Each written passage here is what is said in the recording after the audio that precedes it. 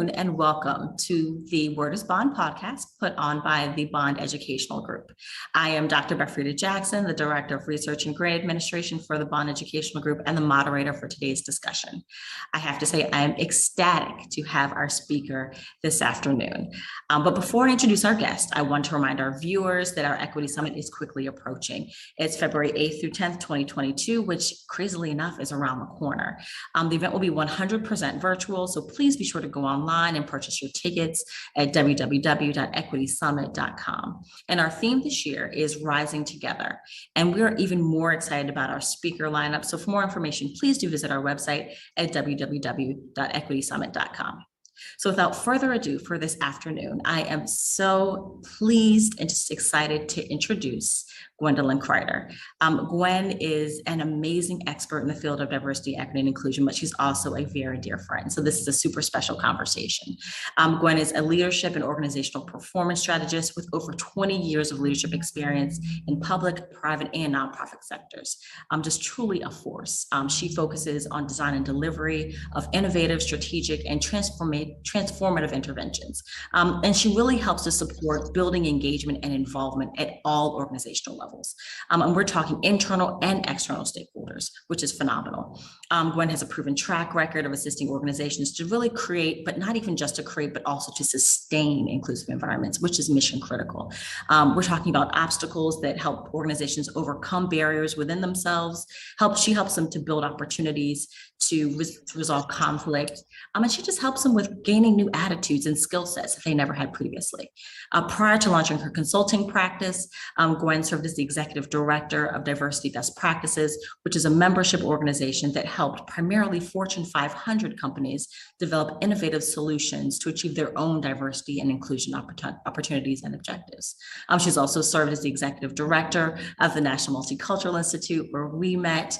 And in addition to her leadership responsibilities, she's planned and executed and customized diversity, equity, and inclusive programs and initiatives. She's a former adjunct professor at George Mason, and she's taught diversity in organizations in the School of Management. So without further ado, I introduce to you this afternoon, Gwendolyn Crider, for an amazing conversation about how equity is entering our workspaces. I look forward to just an interactive dialogue where we just talk. We have a great conversation about the word equity, about the word equality, but even more so the application of the term and what you've seen in your lens, Gwen. We look forward to picking your brain this afternoon and hearing you share with us with your expertise. So to kick things off, when you think of the word equity, what most immediately comes to mind and how would you define it? First, hello, Bev. Thank you for the invitation to be with you. To answer your question, what immediately pops to my mind when I hear the term equity is fairness, right? Mm-hmm. And fairness is all about how do we create spaces where people actually can get what they need to succeed. And it recognizes that not everyone needs the same thing, right? Yeah. So equity is building that platform where people get what they need to succeed. Awesome. And I love how you speak to need, kind of a need-based driver. And you'll probably remember for the longest, we would have conversations kind of in the DEI space around equality. And then there was a pivot to equity and an intentional kind of targeted focus to make sure that when we're talking about equity, it's along the lines of need-based resource allocation, leveling that playing field, which is different than equality. There is this amazing visual, and we're probably like sharing a brain on this, where the stair steps of some little ones looking over a fence. And there's equality on a handful of boxes. And then equity looks different because guess what? We make the adjustment so that based on need drivers, there's resource allocation, there's parity in a way that we've never quite seen it nor defined it previously. So, and it's nice to have that pivot. The application of the term, I'd like for us to step there next. When we talk about equity, definition is key. Having a lexicon where we're all on the same page in terms of understanding what words mean, because words are so powerful. when we talk about applying the word equity, though, what would be your guidance relative to the application of equity? And I'd say from a conceptual space, but then also like tangibly, what does it need to look like? Hmm. Hmm. It's a good question. And it's a question I think that applies on multiple levels, right? So we ask, what does equity look like on an individual level? And then in much of the work I do, what does it look like on an organizational level? Perfection. So on the individual level, it's about what does this particular person Mhm. need? How do we support this person achieve all that they can achieve? So it's where are they starting from? Mhm. Have they had access to the tools and the resources to thrive? And we look to fill in those gaps, Mhm. right? Between what they need and where they are Okay. so that they can grow. On the organizational level, it's some of that, right? Supervisor to subordinate, etc. But it's also what are the policies, the procedures, the practices Mhm. we have in place to assure people are treated fairly, to assure that people have that opportunity and access. Let me give you an example that I often think about. When I explain equity to people in organizations, I talk about you have two employees, right? You're in this huge organization and you have some folks who work in, let's say, IT. You have other people who work in accounting. Mhm. You decide and you fairly give both of them access to training Okay. so that they can advance in their career. But you aren't going to send them to the same training because the needs are different, right? You're going to send an IT person to some kind of computer training. You're going to send the accounting person to some kind of financial training. So Mhm. for me, that's a critical distinction, right? You're being fair in that they both have access. You're being equitable in providing access to what really supports them. No, that's awesome. And you bring to the fore that it's not cookie cutter, right? Right. We will think to ourselves, okay, well, how are we defining access? Well, access, everybody's getting training, but is it meeting the intentional need, the targeted need of the particular audience? Yeah. And Is it meaningful training? exactly, exactly. And I think that that's at the crux of making sure that there is the active application of Yes. equity in our spaces, Yes. organizationally. And it's so funny because where I was going to go next was going to say examples would be excellent and set this in terms of how do organizations create access points Mhm, and ensure that we're not talking about band-aid solutions. mhm, It's interesting because when we talk about equity, we talk about examples. Metrics come to mind too.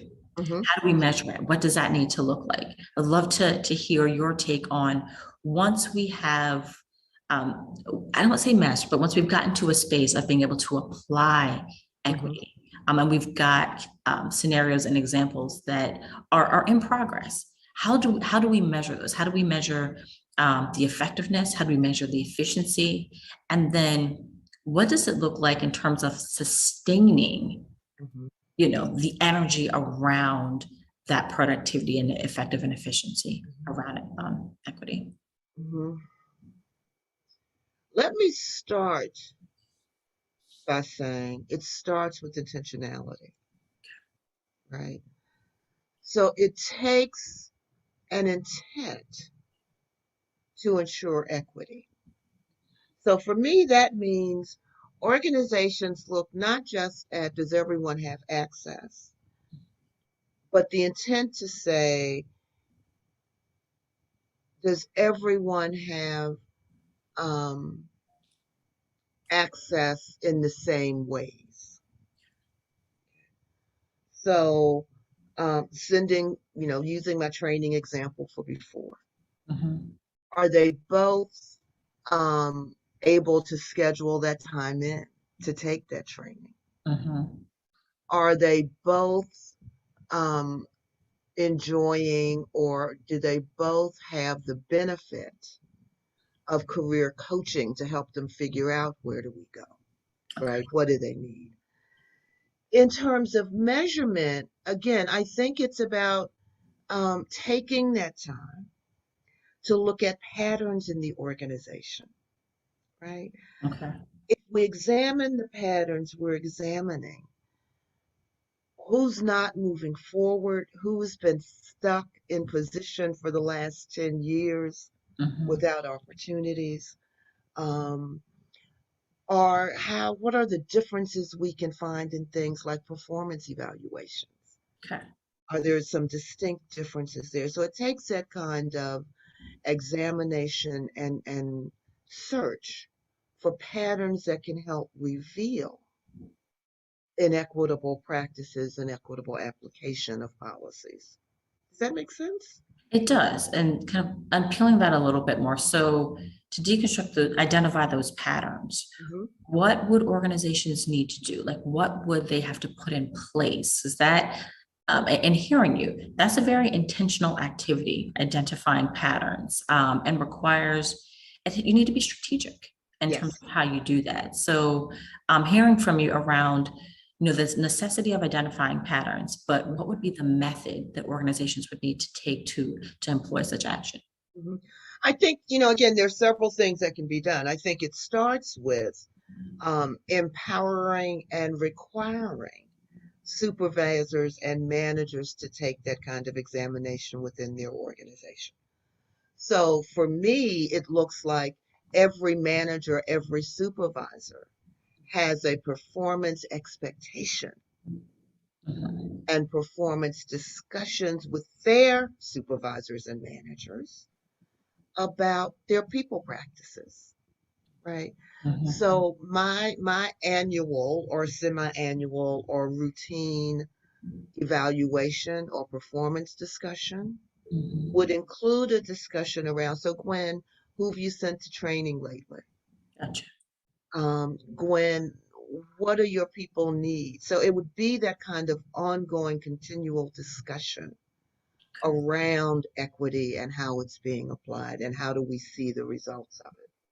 Gotcha. And making sure that we'll often hear uh, not one and done, that these are Absolutely. ongoing discussions. These Absolutely. are conversations that are continuously happening. You're almost putting your own CQI around making sure that it's your accountability mechanism for Yes. yourself in terms of barometer around measuring effectiveness and efficiencies. I mean, for me, the reality is measuring things like equity, measuring things like fairness, etc., is no different than the kind of intentional actions you would take to measure progress on other business objectives, right? Um, a manager would never get away with failing to meet those business objectives, with Mhm. not identifying what they are, without developing the steps to get there. So when it comes to equity as it applies to people in organizations, when it applies to the organization's own progress on equity, it Mhm. takes that same kind of thought process. Right. Where are we? Where do we want to go? What are the steps we need to get there? And again, it can't be cookie cutter. It has to be what's necessary for this particular organization, this particular person. No, and that's excellent in terms of customizing the conversation. When we performance management comes to mind, right? And we are adept at creating SMART goals, Yep. right? We're adept at creating SMART goals. And so, the science of that should apply it conceptually to equity. There's because as you're sharing that there's it being folded into how you do business Yep. means that it's naturally integrated into the performance management dialogue, into the metrics, into the SMART goals that you're identifying for your teams. And I Um, think that, what I would highlight in what you just said again is that it naturally yeah, evolves, right? It's not forced. This is yeah, just part of who we are and what we do. right. And that isn't instant coffee, Yeah. that takes time. And I think patience is a virtue, and we will be impatient naturally at points in terms Yes. of wanting to see traction.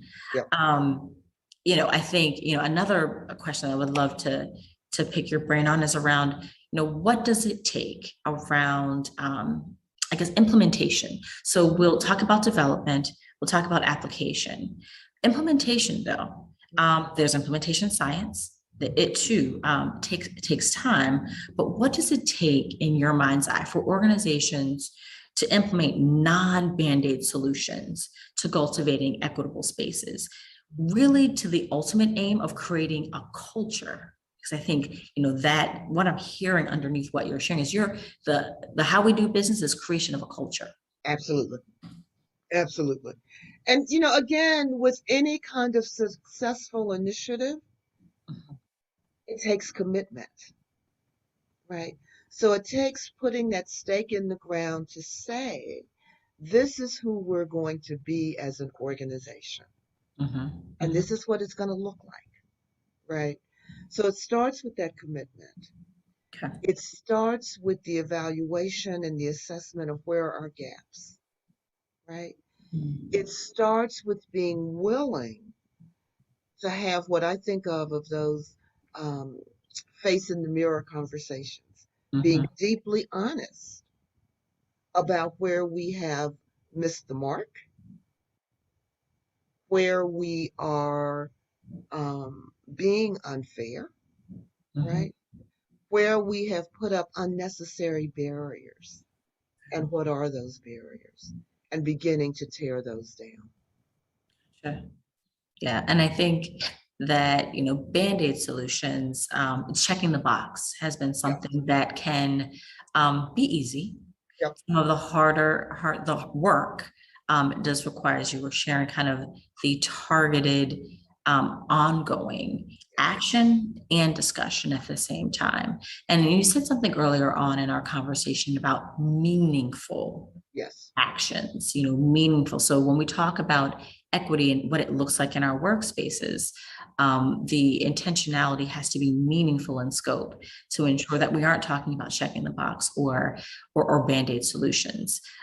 Staying on that same theme, and I did want to hear from you a little bit about, we'll talk about how equity will enter our workspaces and what that looks like. But I want us to pivot ever so slightly to the diversity conversation, because when you said meaningful equity, what came to mind most immediately is you will often hear entities share, well, we're diverse. mm-hmm, mm-hmm.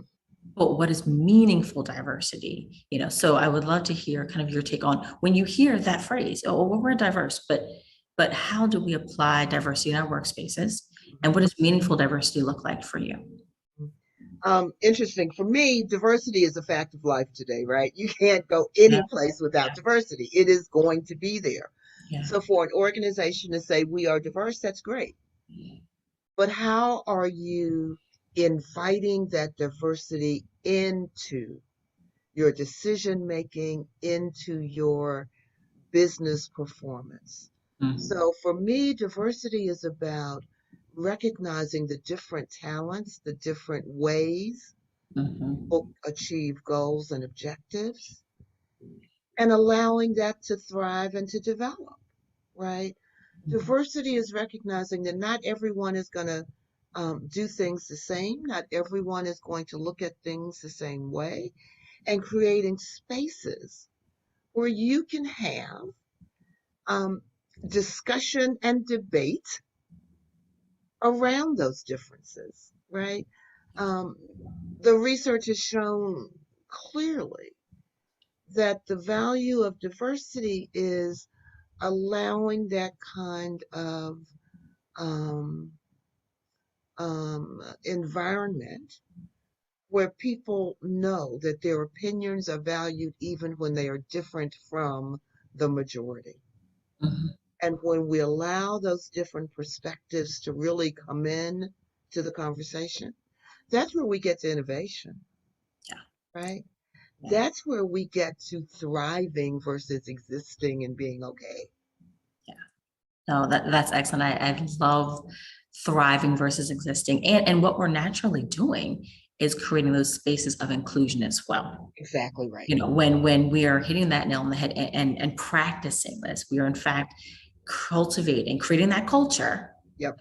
and creating spaces of inclusion as well. I've often said again, diversity is meaningless to me without inclusion. Mm, You can't get to inclusion without equity. yeah. Awesome. That is an excellent formula.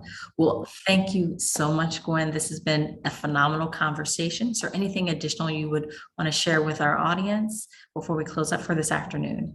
No, Bev, I think, I've enjoyed the conversation. I always enjoy talking with you. So again, I thank you for inviting me to be a part of your podcast.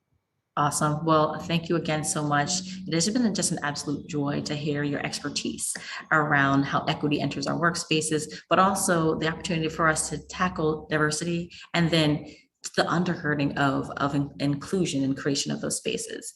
So thank you so much to those of you listening to the Word is Bond podcast for this afternoon. Again, our Equity Summit is February 8th through the 10th, 2022. Please visit our website to get tickets. Again, thank you so much and have a wonderful afternoon.